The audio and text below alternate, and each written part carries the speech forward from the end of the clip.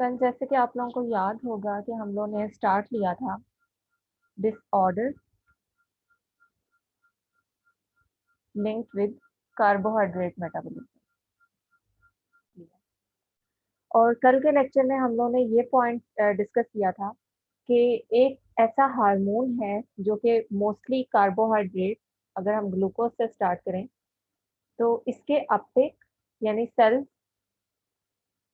इसको अपटेक करेंगे इसी हार्मोन इंसुलिन की प्रेजेंस में। उसके बाद जो इसकी ऑक्सीडेशन है, लाइक जो ग्लाइकोलिसिस का प्रोसेस है और एनर्जी प्रोडक्शन, डेफिनेटली ये भी तभी पॉसिबल है जब ग्लूकोज को सेल्स ने अपटेक करना है। जब तक सेल्स के अंदर ये ग्लूकोज एंटर नहीं होगा तब तक आपके पास आगे ग्लाइकोलिसिस और एनर्जी प्रोडक्शन के जो बाकी पाथवेज हैं वो भी स्टार्ट नहीं होंगे। तो हम ये कह सकते हैं कि हमारी बॉडी के अंदर जो ग्लूकोज का अपटेक है और उससे जो एनर्जी प्रोडक्शन के जो पाथवेज हैं, ये सारे के सारे पाथवेज डिपेंड करते हैं इंसुलिन की अवेलेबिलिटी पे और इंसुलिन और उसके रिसेप्टर के दरमियान normal signalling pathway. In case आपके पास इन दोनों मैकेनिज्म में से कोई एक मैकेनिज्म भी डिसरप्टेड है, सपोज आपके पास इंसुलिन अवेलेबल नहीं है, ठीक है, इंसुलिन सिक्रीशन आपके पास जो है वो प्रॉपर नहीं है, या तो इंसुलिन की प्रोडक्शन नहीं है, प्रोडक्शन मीन्स के जो सेल्स इसको बना रहे हैं बीटा सेल्स ऑफ पैंक्रियाज, वो इसे नॉर्मल अमाउंट में सिंथेसाइज नहीं कर पा रहे। ये किस वजह से सिंथेसाइज नहीं करते, ये भी कुछ रीजन हम लोगों ने कल आइडेंटिफाई की थी कि ये समटाइम्स तो आपके पास जेनेटिक फैक्टर्स हैं, ठीक है, समटाइम्स आपके पास ऑटो इम्यून डिसऑर्डर या फिर वायरल इन्फेक्शन के रिस्पॉन्स में ये कॉम्प्लिकेशन किसी इंडिविजुअल के अंदर डेवलप हो सकती है,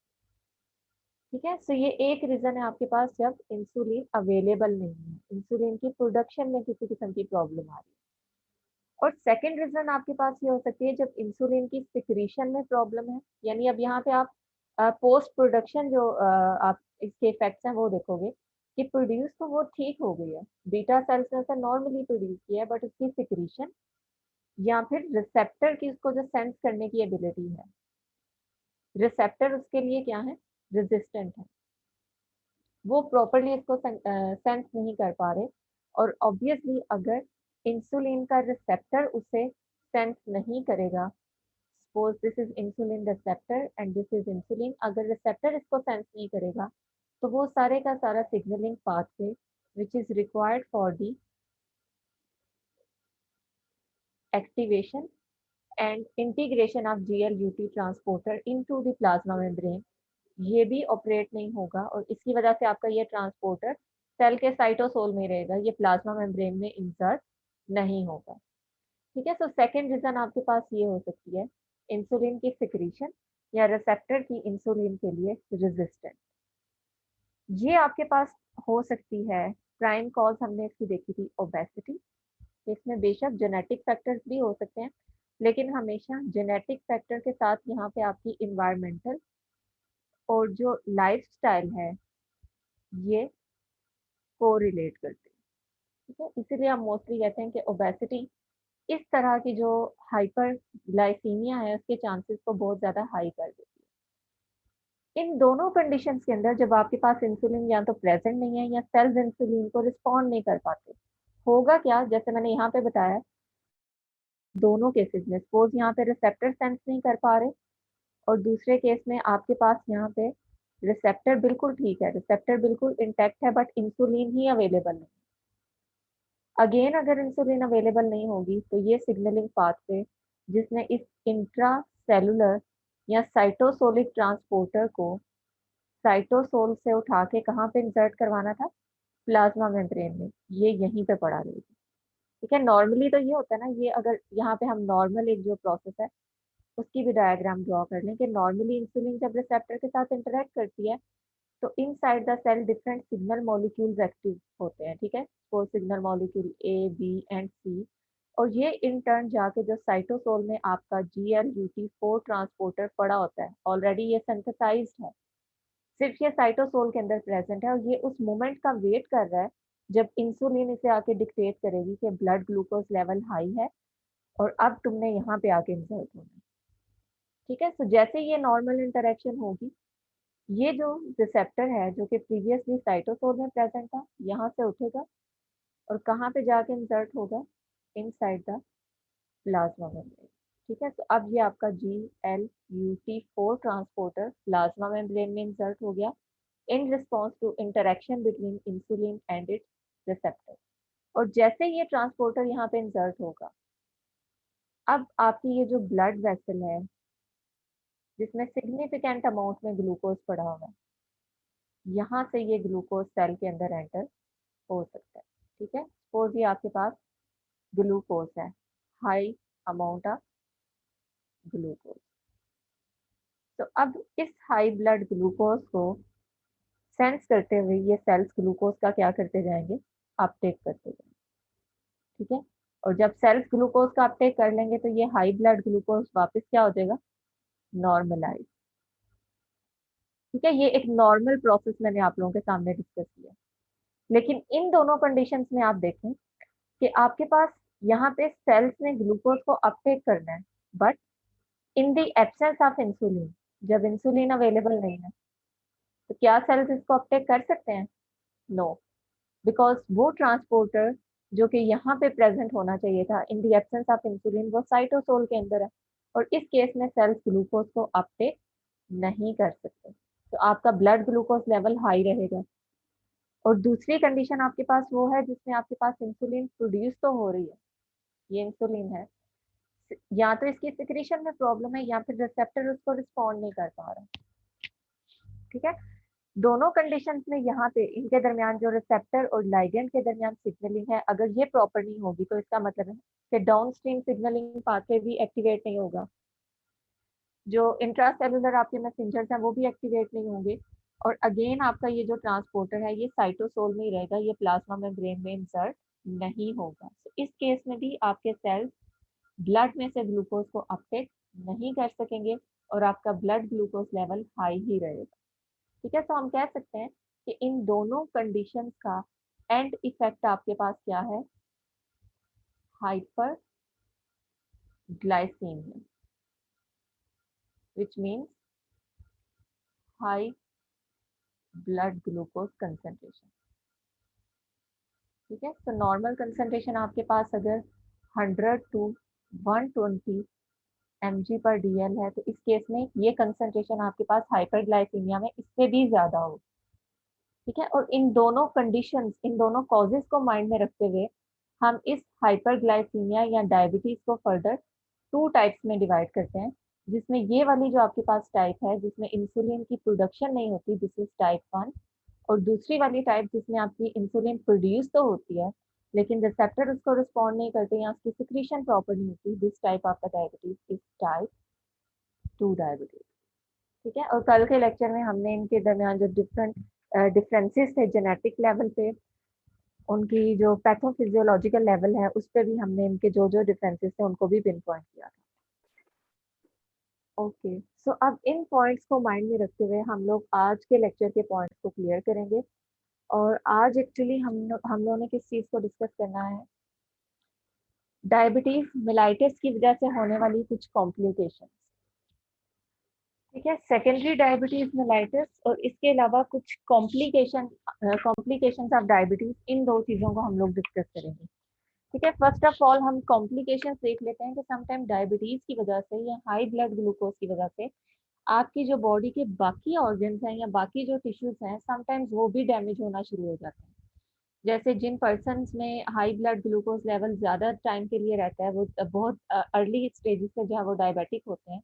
उनमें जो है वो ब्लड वेसल्स का डिस्टर्ब होना, एंजियोपैथी, इसके अलावा रेटिनोपैथी, उनमें जो है वो नॉर्मली आई साइट के इश्यूज होते हैं। इसी तरह से उनके जो लिम्स हैं, लाइक उनके जो लोअर लिम्स हैं पर्टिकुलरली, वहाँ पे भी जो है वो नमनेस और इसके अलावा पेन की जो है वो कंप्लेंट्स रहती हैं। ठीक है, तो ये प्रॉब्लम्स किस वजह से होती हैं, हाई ब्लड ग्लूकोज अल्टीमेटली इन डिजीजेस के साथ किस तरह से लिंक्ड होता है या किस तरह से हाई ब्लड ग्लूकोज की वजह से चांसेस इंक्रीज हो जाते हैं कि पर्सन के अंदर लिम्फ डिजीजेस या फिर जो आई डिजीजेस हैं ये ज्यादा होंगी। ठीक है, सो हम हाई ब्लड ग्लूकोज को इन बाकी डिजीजेस के साथ आज के लेक्चर में रिलेट। ठीक है, इन सब पॉइंट्स को समझने से पहले एक चीज जो आप लोगों ने अपने माइंड में क्लियर रखी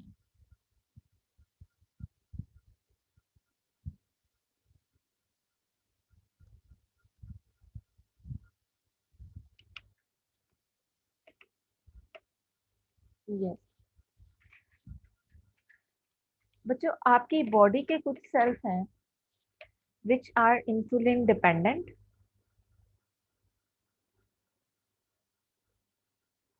ठीक है, और कुछ सेल्स आपके ऐसे हैं जिनको हम कहते हैं दीज आर इंसुलिन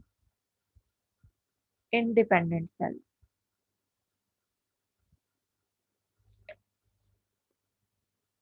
अब जो सेल्स आपके पास इंसुलिन डिपेंडेंट सेल्स हैं, ये सेल्स ऐसे सेल्स होंगे जो कि इंसुलिन के बगैर ग्लूकोज को अपटेक नहीं कर सकते। इन अदर वर्ड्स, हम ये कह सकते हैं कि आपकी बॉडी के ऐसे सारे के सारे सेल्स जिनके पास GLUT4 रिसेप्टर्स होते हैं, यानी कुछ ऐसे ट्रांसपोर्टर्स होते हैं जो कि इंसुलिन की प्रेजेंस में ही सेल की मेम्ब्रेन के अंदर, प्लाज्मा मेम्ब्रेन के अंदर जाके इंसर्ट, जैसे आपने अभी अभी यहाँ पे देखा है ना कि आपके पास जो GLUT4 ट्रांसपोर्टर्स हैं, ये ट्रांसपोर्टर्स अगर आप नॉर्मली चेक करें तो बेशक सेल्स के अंदर ये ट्रांसपोर्टर्स प्रेजेंट होते हैं, ये बने होते हैं, लेकिन ये ट्रांसपोर्टर्स सेल की मेम्ब्रेन पे प्रेजेंट नहीं होते, बल्कि ये इंट्रासेलुलर वेसिकल की फॉर्म में प्रेजेंट होते हैं। और जब तक इंसुलिन अपने रिसेप्टर के साथ आके इंटरेक्ट नहीं करता, इंसुलिन और उसके रिसेप्टर के दरमियान में सिग्नलिंग जो है वो स्टार्ट नहीं होती, तब तक ये ट्रांसपोर्टर साइटोसोल में ही रहेंगे, ठीक है। जैसे ही इंसुलिन अवेलेबल होगी तो तब ये ट्रांसपोर्टर यहाँ से जाके कहाँ पे इंसर्ट हो जाएंगे, प्लाज्मा मेम्ब्रेन में इंसर्ट हो जाएंगे। एंड द मोमेंट जब ये प्लाज्मा मेम्ब्रेन में इंसर्ट होंगे तो उसके बाद ये अब सेल को अलाउ करेंगे कि ये ब्लड में से ग्लूकोज को क्या करे, पिक करे।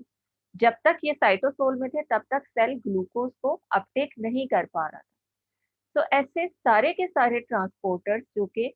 इंट्रासेलुलरली प्रेजेंट होते हैं,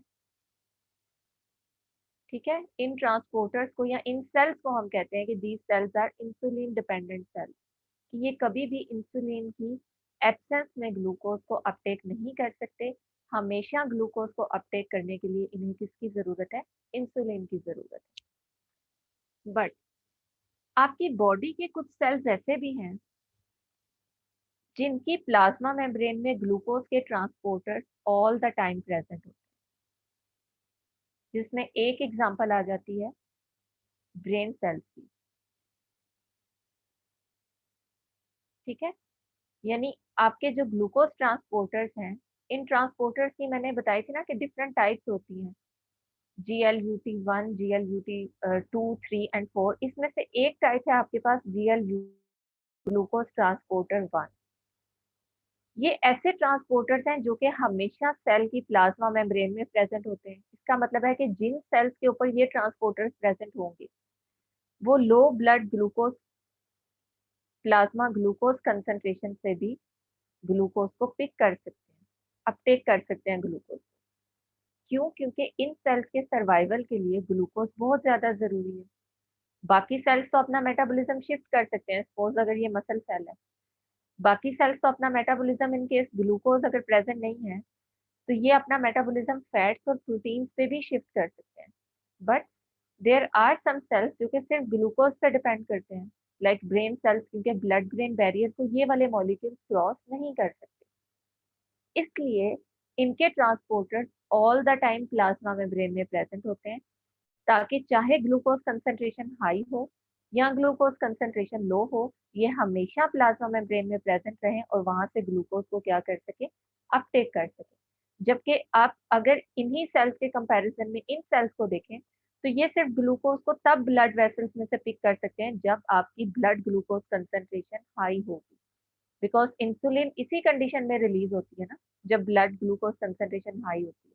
तो लो ब्लड ग्लूकोज कंसंट्रेशन में जब इंसुलिन प्रेजेंट नहीं होती तब ये सेल आपके ब्लड वेसल्स में से ग्लूकोज को अपटेक नहीं कर सकते, बिकॉज उस केस में आपका ट्रांसपोर्टर प्लाज्मा मेम्ब्रेन में नहीं बल्कि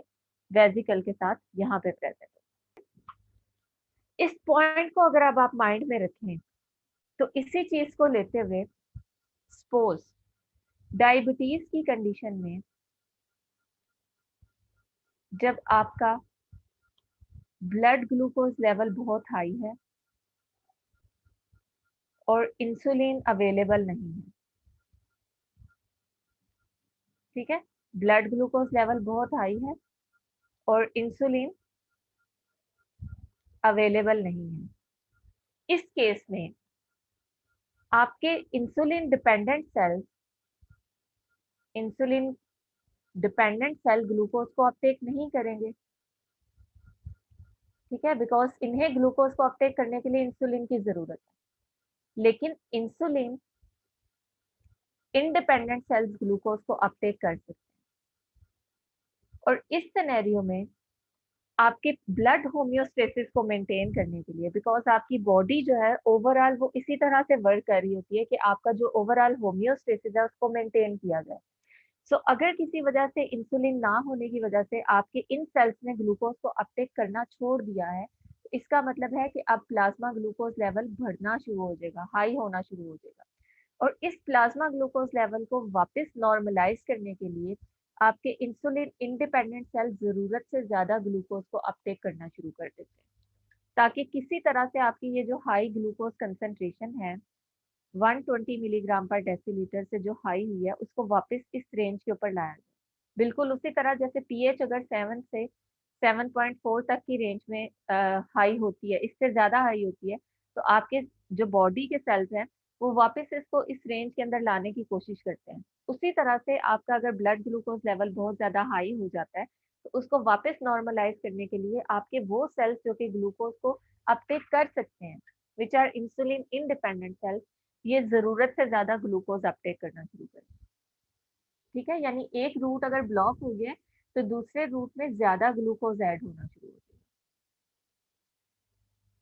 इसी पॉइंट को आप लोग अगर अपने माइंड में रखें तो अब मैं उन सेल्स को हाईलाइट करने जा रही हूँ जिन सेल्स में GLUT1 ट्रांसपोर्टर प्रेजेंट होते हैं, या जिन सेल्स के अंदर ऐसे ट्रांसपोर्टर्स प्रेजेंट होते हैं जो कि all the time plasma membrane में इंसर्ट होंगे, ठीक है। और ये सेल्स कौन से हैं? Endothelial cells. आपकी जो ब्लड वेसल्स हैं, इवन उनके जो सेल्स हैं, ये सेल्स एंडोथीलियल सेल्स जो हैं जहां से मॉलिक्यूल डिफ्यूज होते हैं, सिंगल लेयर इन सेल्स की प्रेजेंट होती है इन ब्लड वेसल्स।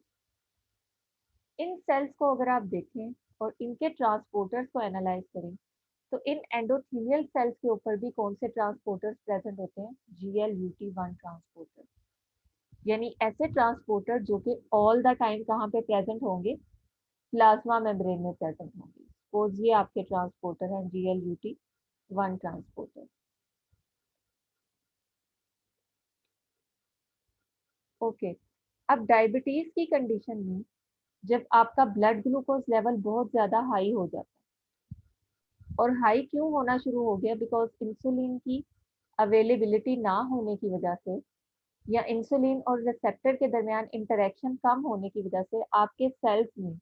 आपके इंसुलिन डिपेंडेंट सेल्स ने ग्लूकोज को अपटेक करना छोड़ दिया। इसको हम यहाँ से इस तरह से देख लेते हैं कि इंसुलिन अवेलेबल नहीं है, जिसकी वजह से आप कुछ सेल्स, पेरिफेरल सेल्स को, ठीक है, ये सेल्स ग्लूकोज अपटेक तो करना चाह रहे थे, लेकिन इंसुलिन के अवेलेबल ना होने की वजह से ये ग्लूकोज को अपटेक नहीं कर पा रहे। क्यों नहीं कर पा रहे? बिकॉज इनके ट्रांसपोर्टर्स इंट्रासेलुलरली क्या है? लॉक हो चुके हैं। जब तक इंसुलिन नहीं आएगी, इंसुलिन आके इन ट्रांसपोर्टर्स को प्लाज्मा मेम्ब्रेन में इंसर्ट नहीं करेगी, सेल ग्लूकोज को अपटेक नहीं कर सकेगी। तो बेशक इन्हें इस टाइम एनर्जी की, ग्लूकोज की जरूरत है, but they are unable to accept this glucose,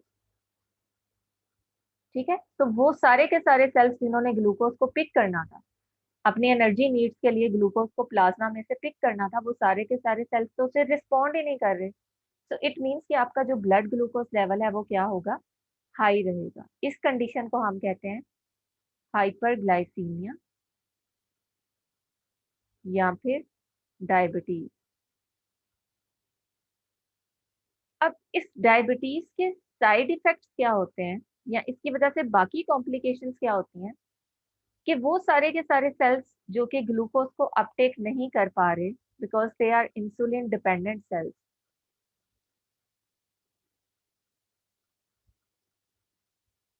जब ये ग्लूकोज को अपटेक नहीं करेंगे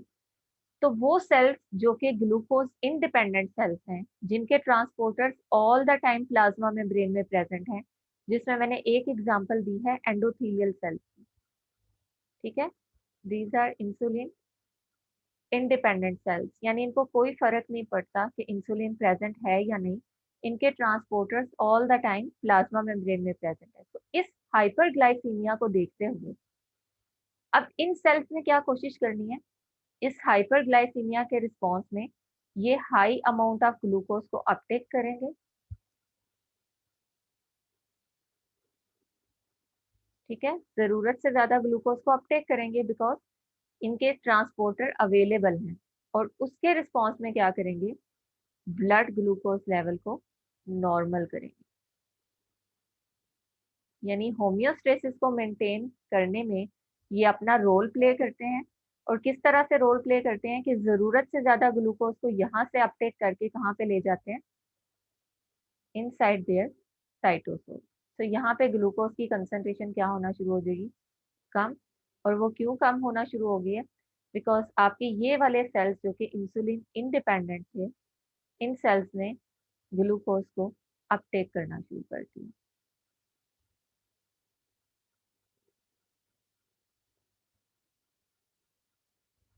अब इस हाई ग्लूकोज को अपटेक करने के रिस्पॉन्स में इन सेल्स का मैस इंक्रीज होना शुरू हो जाता है। यानी जितना ज्यादा एंडोथेलियल सेल्स ग्लूकोज को अपटेक करेंगे, उसको मेटाबोलाइज करेंगे, उतना ज्यादा ये ग्रो करेंगे और उतना ही इनका मैस जो है वो इंक्रीज होना शुरू हो जाता है। सो सपोज प्रीवियसली आपके पास ये इस फॉर्म में थी, जैसे जैसे ये डायबिटीज की कंडीशन रहेगी, इन सेल्स का मैस इस तरह से बढ़ना शुरू हो जाएगा,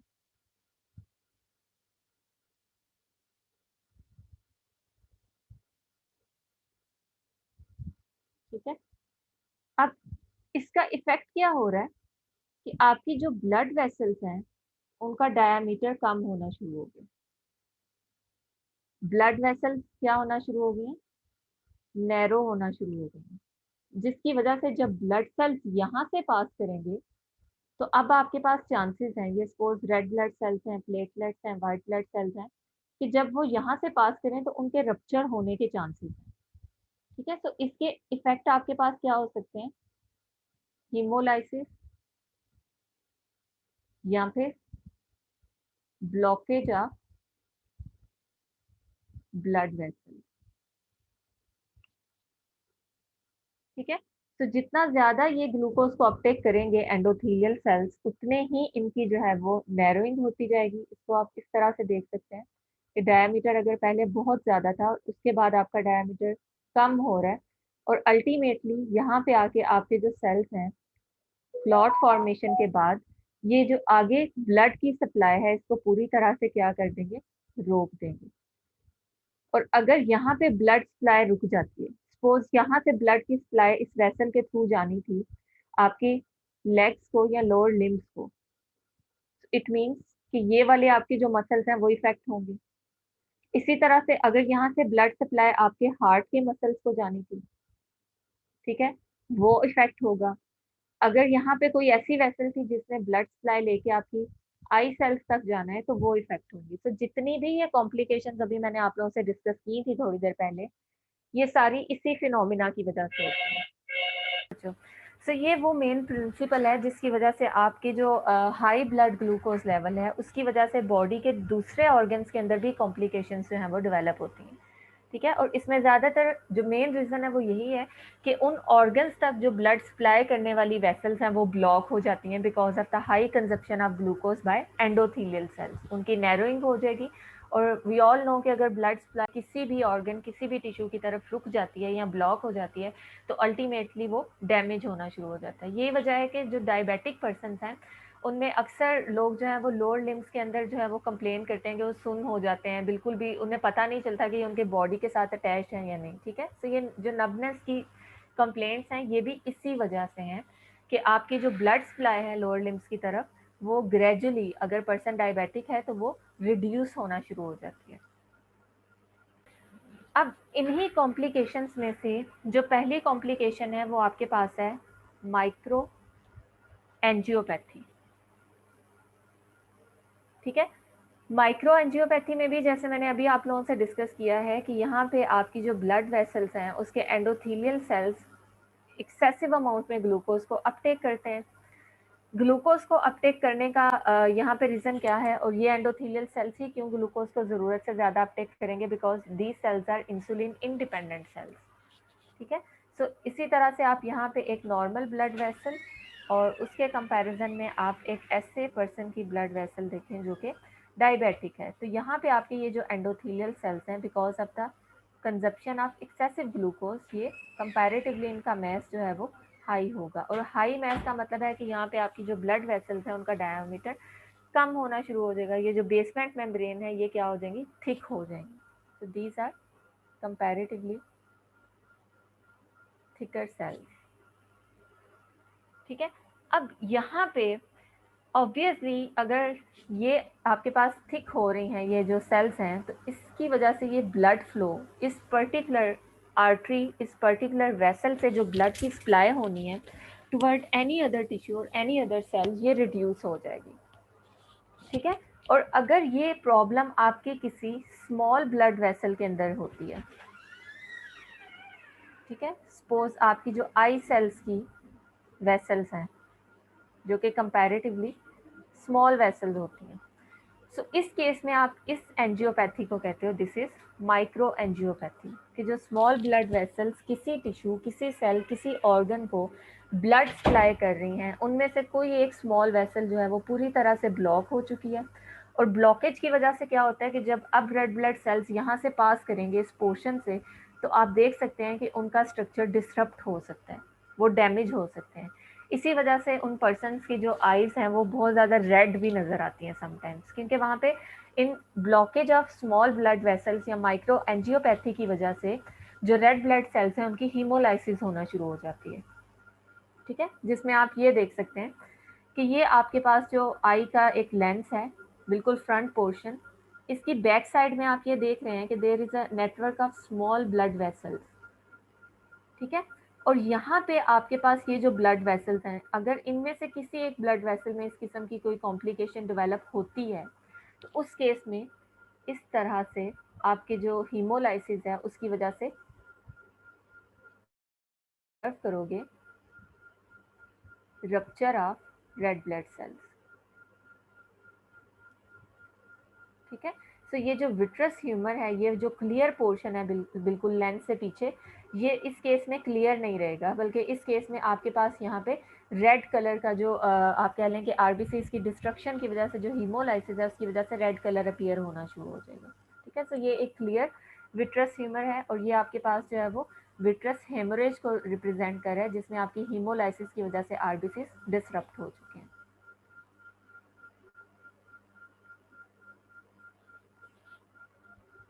माइक्रो एंजियोपैथी के बाद जो सेकंड कंडीशन है, दिस इज नेफ्रोपैथी। ठीक है, जैसे कि नेम से ही आप लोगों को पता चल रहा है कि यहाँ पे प्रॉब्लम डेफिनेटली किडनी के नेफ्रॉन्स के अंदर होगी। तो डायबिटीज़ की वजह से आपके अगर ब्लड वेसल के अंदर बहुत ज़्यादा ग्लूकोज प्रेजेंट है, बेशक आपके एंडोथेलियल सेल्स उसको किसी हद तक कंपनसेट भी करें, but high blood glucose level means कि आपके किडनी के सेल्स को उस हाई ग्लूकोज को फिल्टर भी करना है। ठीक है, अगर आपकी ब्लड वेसल में बहुत सारा ग्लूकोज है, तो बेशक उस ग्लूकोज की कुछ अमाउंट होम्योस्टेसिस को मेंटेन करने के लिए आपके एंडोथेलियल सेल्स ने अब्जॉर्ब करना शुरू कर दिया, बट स्टिल अगर ब्लड ग्लूकोज लेवल बहुत ज़्यादा है, तो ब्लड होम्योस्टेसिस या प्लाज्मा होम्योस्टेसिस को मेंटेन करने के लिए आपकी किडनी के सेल्स उस ग्लूकोज को यूरिन में रिलीज करवाना शुरू कर देंगे, बिकॉज इतना ज़्यादा ग्लूकोज बॉडी के लिए बिल्कुल वेस्टफुल है, डैमेजिंग है, वो उसके अंदर डिफरेंट कॉम्प्लिकेशंस कॉज कर सकता है। सो हाइपरग्लाइसीमिया की एक साइड इफ़ेक्ट ये भी हो सकता है कि आपकी जो किडनी के सेल्स हैं, ख़ास तौर पे जो आपका जो ग्लोमेरुलस पोर्शन है, वो ग्लोमेरुलस पोर्शन ज़रूरत से ज़्यादा ग्लूकोज को फिल्टर करना शुरू करता है। और अगर ये प्रॉब्लम जो है ये बहुत लॉन्ग टाइम के लिए एग्जिस्ट करती है, यानी आपके ग्लोमेरुलस के पोर्शन को बहुत हाई टाइम के लिए फिल्टर करना पड़ता है ग्लूकोज को, तो इस केस में ये ग्लोमेरुलस इटसेल्फ, इसका जो स्ट्रक्चर है वो डैमेज होना शुरू हो जाता है, यानी ये इटसेल्फ लीकी हो जाता है। आप यहाँ पे देख रहे हो कि इस केस में एक्सेसिवली, चूंकि इसे बार बार ग्लूकोज को फिल्टर करना है, बिग मॉलिक्यूल्स को फिल्टर करना है, तो उसकी वजह से ये कंपैरेटिवली लीकी हो जाता है। एंड वी ऑल नो कि अगर ग्लोमेरुलस लीकी हो गया तो उसकी वजह से यहाँ से कुछ एबनॉर्मल प्रोटीन्स भी लीक होना शुरू हो जाएंगी, जिसमें एक एग्जांपल आपके पास क्या है, एल्ब्यूमिन। ठीक है, सो एक्सेसिव रिलीज ऑफ ग्लूकोज ये अल्टीमेटली ग्लोमेरुलस को लीकी करेगा, और ग्लोमेरुलस एक दफ़ा लीकी हो गया तो उसके बाद आपके पास जो प्रोटीन यूरिया की प्रॉब्लम है, जो कि आप लोगों ने इससे पहले किडनी फंक्शन टेस्ट में पढ़ी थी, कि अगर ग्लोमेरुलस लीकी हो जाता है तो वो कुछ प्रोटीन्स को एबनॉर्मली प्लाज्मा से यूरिन में भेजना शुरू कर देते हैं। यानी अगर एल्ब्यूमिन आपकी प्लाज्मा से यूरिन में जाती है तो इसका मतलब है कि आपकी यूरिन सैंपल के अंदर एल्ब्यूमिन की कंसंट्रेशन कम हो जाएगी, और उसके साइड इफेक्ट्स क्या हो सकते हैं, ओडीमा। ठीक है, सो ये नेफ्रोपैथी आप लोगों की सेकंड कॉम्प्लिकेशन है, जो कि हाइपरग्लाइसीमिया या हाई ब्लड ग्लूकोज के रिस्पॉन्स में डेवलप हो सकती है। Third complication is neuropathy. Neuropathy में आपके ब्लड वेसल्स की वजह से कोई पर्टिकुलर न्यूरॉन इफेक्ट हो सकती है। जैसे मैंने अभी थोड़ी देर पहले कहा है कि आपकी जो डिस्टेंट सेल्स हैं, उन सेल्स को किस तरह से रिस्पॉन्ड करना है, ब्रेन के सिग्नल्स को उन्होंने किस तरह से रिस्पॉन्ड करना है, मूवमेंट किस तरह से होनी है, डेफिनेटली ये सारी की सारी इंटरेक्शन जो है ये ब्लड वेसल्स, न्यूरॉन्स, इस तरह से डिफरेंट न्यूरो इनके कम्बिनेशन की वजह से होती है। सो ऑब्वियसली आपकी जो अगर ब्लड वेसल्स हैं वो किसी वजह से अगर डैमेज होना शुरू हो गए, जैसे आप ये एक नॉर्मल पर्सन की देख रहे हैं कि इस केस में आपके पास जो एक नर्व सेल है उसको नरिश करने के लिए आपके पास एक नेटवर्क ऑफ ब्लड वेसल्स इसके ऊपर प्रेजेंट है। ठीक है, लेकिन अगर सपोज कि यहाँ तक जो ब्लड सप्लाई करने वाली वेसल है, सपोज वो ब्लॉक हो गई है, जिसकी वजह से ब्लड फ्लो यहाँ पे नहीं हो पा रहा, इस नर्व तक नहीं हो पा रहा, या उन ब्लड वेसल्स तक नहीं हो पा रहा जो कि नॉर्मली इसको कवर करती हैं, इसको नरिश करती हैं। सो इट मीन्स कि with the passage of time आपकी ये वाली जो ब्लड वेसल्स हैं ये भी डैमेज होना शुरू हो जाएंगी, बिकॉज जब तक ब्लड फ्लो प्रॉपर नहीं होगा, न्यूट्रिएंट्स प्रॉपर नहीं आएंगे, ये ग्रो नहीं करेंगी। ठीक है, सो इस तरह से अगर ये कंडीशन आपके पास परसिस्टेंट रहती है, डायबिटीज़ की वजह से अगर कोई ऐसी ब्लड वेसल ब्लॉक हो जाती है जो कि आपके लिम्ब वाले पोर्शन की जो ब्लड वेसल्स हैं वहाँ तक ब्लड सप्लाई करती है, तो एंड इफेक्ट क्या होगा कि वहाँ पे ब्लड वेसल्स के साथ साथ जो न्यूरॉन्स होंगी, जो नर्व्स होंगी, वो नर्व्स भी डैमेज होना शुरू हो जाती हैं, और अगर नर्व्स डैमेज होंगी तो इसका मतलब है कि ब्रेन और इन जो डिस्टेंट पोर्शन ऑफ बॉडी हैं इनके दरमियान कोऑर्डिनेशन पूरी तरह से ख़त्म हो जाएगी। ठीक है, यानी जो नॉर्मली ब्रेन के सिग्नल पे जिस तरह से ये मूव करते हैं, रिस्पॉन्ड करते हैं, अब ये एबिलिटी इनकी ख़त्म हो जाएगी पूरी तरह से। ठीक है, तो ये एक साइड इफेक्ट ये भी हो सकता है। अब ये डिपेंड करता है कि आपकी कौन से पोर्शन की जो है वो नर्व इफेक्ट हुई है, उसके हिसाब से आप उस नेफ्रोपैथी को जो है वो फर्दर सब क्लासीफाई भी कर सकते हो। यानी समटाइम्स आपकी जो ब्लड वेसल है इसने कोई ऐसी नर्व्स को इफेक्ट किया है जो आपके फॉर एग्जांपल लिम्स वाले पोर्शन को कंट्रोल कर रही है,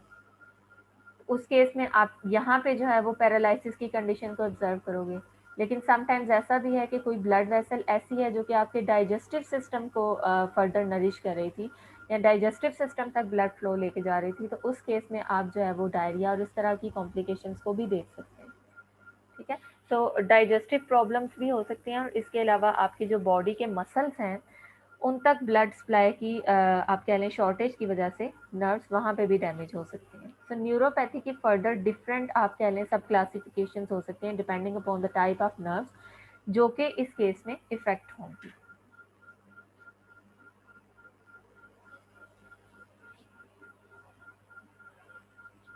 ओके, नेक्स्ट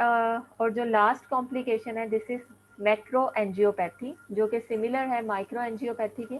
लेकिन सिर्फ डिफरेंस यहाँ पे आप क्या चीज़ ऑब्जर्व करोगे कि माइक्रो एंजियोपैथी में मैंने आप लोगों के सामने ये चीज़ डिस्कस की थी कि इस केस में आपकी स्मॉल ब्लड वेसल्स जो हैं वो इफेक्ट होती हैं, वहाँ तक जो है वो ब्लड की सप्लाई रुक जाती है। But in the case of the macro angiopathy आपकी जो एबनॉर्मेलिटी है वो किस में होगी, लार्ज ब्लड वेसल्स में।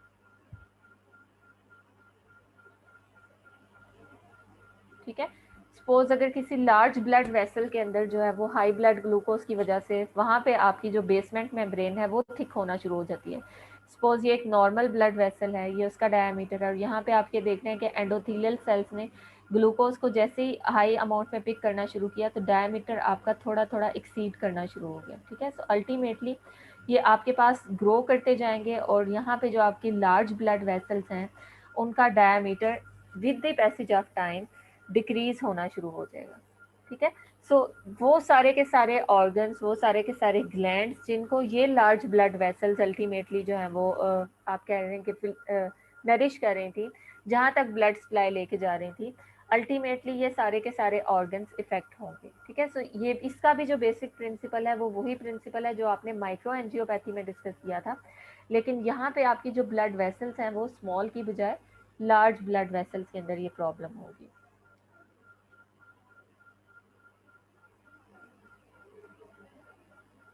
ओके,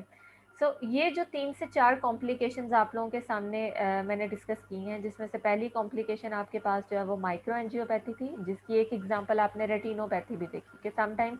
आई सेल्स के अंदर जो स्मॉल ब्लड वेसल्स हैं, ये स्मॉल ब्लड वेसल्स जो हैं वो डैमेज होने की वजह से आपके पास जो है वो ये कंडीशन डेवलप हो सकती है माइक्रो एंजियोपैथी की। दूसरी हम लोगों ने नेफ्रोपैथी देखी, जिसमें हमने किडनी सेल्स की जो ग्लोमेरुलस है वो लीकी हो जाता है because of the excessive release और excessive filtration of the glucose from the blood vessels. और इसके साइड इफेक्ट्स क्या हो सकते हैं कि समटाइम्स जो असेंशियल प्रोटीन्स हैं, एल्ब्यूमिन प्रोटीन्स, ये भी प्लाज्मा से जो है वो फिल्टर आउट हो जाती हैं, ये यूरिन सैंपल में चली जाती हैं, जिसके साइड इफेक्ट फिर ओडीमा के केस में आप देख सकते हैं। और इसके बाद हम लोगों ने न्यूरोपैथी और मैक्रो एंजियोपैथी इन दो कंडीशंस को डिस्कस किया है। नाउ डायबिटीज़ की वजह से ये जो कॉम्प्लिकेशंस डेवलप होती हैं, ये कॉम्प्लिकेशन ज़्यादा एग्रेसिव हो सकती हैं। यानी डायबिटीज़ इटसेल्फ तो एक प्रॉब्लम है, लेकिन डायबिटीज़ की वजह से जो होने वाली बाकी कॉम्प्लिकेशंस हैं, जैसे समटाइम्स आपकी जो ब्लड वेसल्स हैं वो अगर ब्लॉक हो गई तो उसकी वजह से आपके हार्ट को ब्लड सप्लाई नहीं होगी, तो डायबिटीज़ की वजह से कॉर्नरी हार्ट डिजीजेस डेवलप होती हैं। इसी तरह से आपके पास डिफरेंट वेस्कुलर डिजीजेस, जिसमें अभी हम लोगों ने माइक्रो एंजियोपैथी और मैक्रो एंजियोपैथी को डिस्कस किया है। ठीक है, तो इन सबको अगर हम लोग को रिलेट करें, थर्ड आपके पास रिनल फेलियर आ गई, तो बेशक इन सब डिजीजेस में जो स्टार्टिंग प्रॉब्लम थी वो स्टार्टिंग प्रॉब्लम कौन सी थी, लेकिन एक दफ़ा अगर डायबिटीज़ सवेयर हो गई और उसने ये सेकेंडरी डिजीजेस कॉज करना शुरू कर दी, तो ये सेकेंडरी डिजीजेस इतनी ज़्यादा कॉम्प्लेक्स होती हैं कि आपके पास जो डेथ के केसेस हैं जो अभी तक डायबिटीज़ पेशेंट के अंदर रिपोर्ट हुए हैं, उसमें आप लोग देख सकते हैं कि ये जो स्टेटिस्टिक्स हैं इनके अकॉर्डिंग 60% जो डायबिटिक पेशेंट्स हैं वो डायबिटीज़ की वजह से नहीं बल्कि डायबिटीज़ की जो सेकेंडरी कॉम्प्लिकेशंस हैं, vascular disease, coronary heart disease और रिनल फेलियर, इसकी वजह से उनमें डेथ रेट ज़्यादा है। सो इट मीन्स कि आपके पास जो it self high blood glucose level है उसको मैनेज करना बहुत ज़्यादा ज़रूरी है, चाहे वो आप थ्रू डाइट करो या लाइफ स्टाइल मॉडिफिकेशन के थ्रू करो। बिकॉज एक दफ़ा आपकी बॉडी के सेल्स के अंदर प्लाज्मा के अंदर ब्लड ग्लूकोज लेवल कंसनट्रेशन बहुत ज़्यादा हाई हो गई तो उसके बाद ये सेकेंडरी कॉम्प्लिकेशंस डेवलप हो जाएंगी। सो एक डिजीज़ को कंट्रोल करना बेटर है बजाय इसके कि आपकी जो सेकेंडरी कॉम्प्लिकेशंस हैं वो ज़्यादा एग्रेसिव हो जाए।